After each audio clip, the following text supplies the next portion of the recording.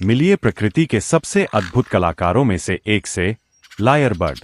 पहली नज़र में यह एक साधारण पक्षी लग सकता है, लेकिन इसकी प्रतिभा आपको हैरान कर देगी।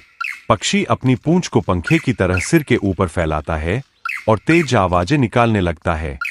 देखिए कैसे यह अपनी पूंछ को एक शानदार मुकुट की तरह फैलाता है। यह न केवल दिखने में सुंदर है, बल्कि यह आवाजों का जादूगर भी है।